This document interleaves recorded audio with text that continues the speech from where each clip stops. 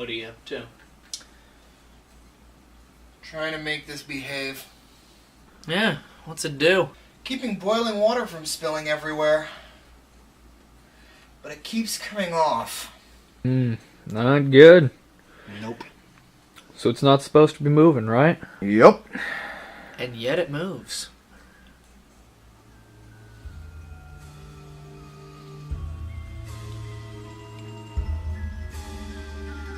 What? And yet it moves.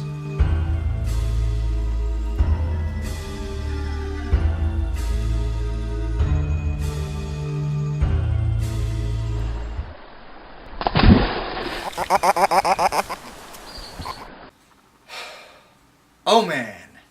And yet it moves.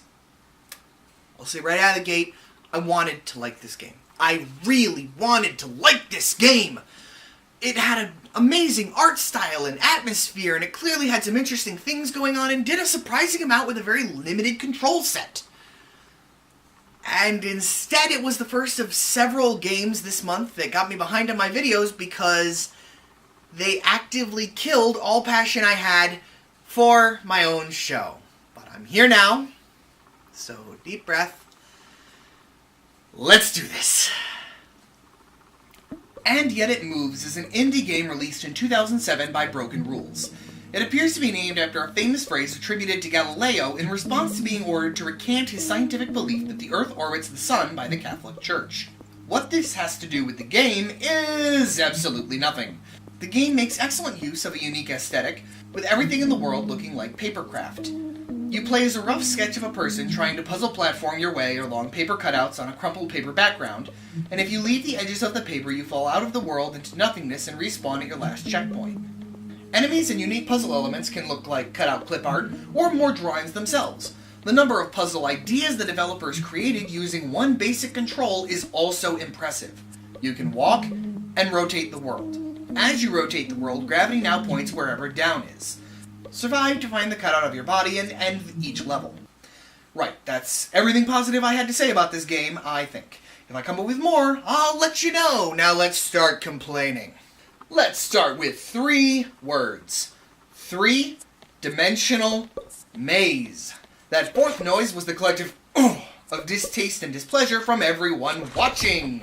Apparently someone thought that was a clever idea, though. Sure, your checkpoint cells try to point the direction you need to go, but because you're rotating the world constantly, it means nothing. To go to the left, you may need to actually rotate the world to the right, then freefall for a bit, but only the right little bit before you then invert the world in order to land on a platform so that your previous left is now...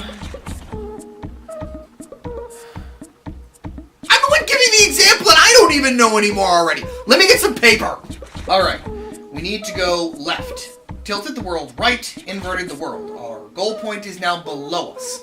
Then we rotate right again to get to another platform, then right again, then left, then invert the world again. Our goal has returned to the left. Now how do you know where the goal is? Well, hopefully there's another checkpoint you can see from there.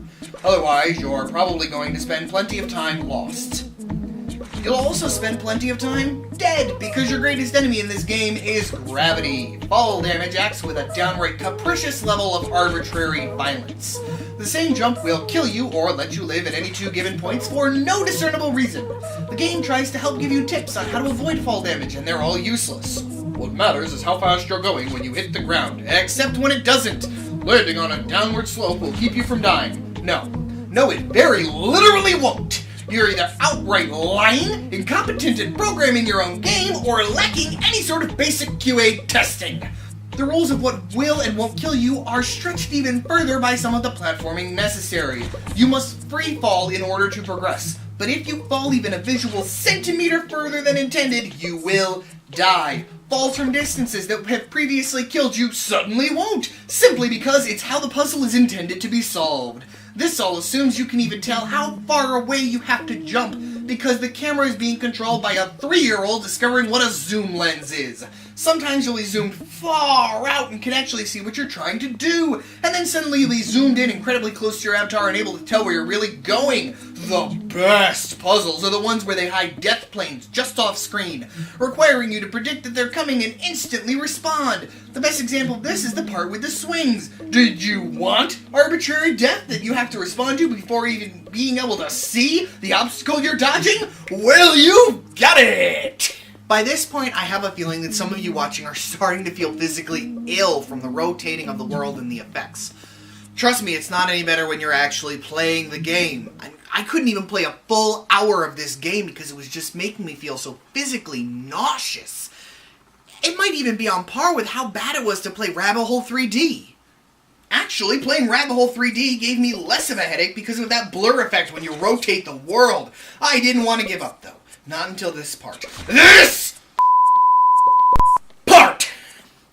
Who playtested this? Who played this game for official reviews and gave it 8 and 9s out of 10? Clearly they didn't make it to this part of the game. The bamboo poles are meant to bounce you into the sky, but you have to perfectly time your jumps on them. Repeatedly, and you can't just hit the button when you're landing and jump, and you can't just hold it, and you can't just hit it as you land. And even if you hit it, do it once again, but if all the planets align just right with the moon so that they all form a perfect pentagram around the sun to create enough black magic so you can create a dimensional rift into Harry Potter's universe and get some of that liquid luck stuff, you'll eventually complete the multitude of perfect jumps in a row to get high enough to continue with the level. You will then die! Because it's not clear where you can land. If you go too low, you won't complete the jump. One little bit too high, you die on impact and go complete the jumps again. You don't even keep your height off each jump. Instead, one mistimed click, and you can start all the way over, Johnny. Don't like it, don't play the game. So I didn't. I did my best to hang on, but when the bamboo became a constant feature with no clear timing for the button, a delay on your button press that makes the timing worse,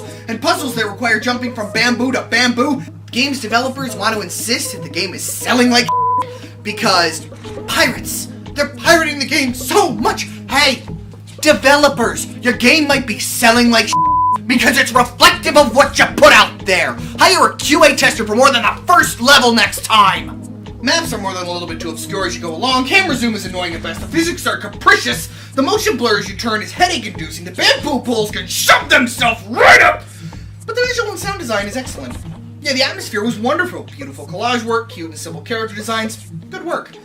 The puzzles that were really puzzles had enough information to figure out what to do, but enough interest to keep me wondering what the next would be. I especially loved the one with the evil horned hamster.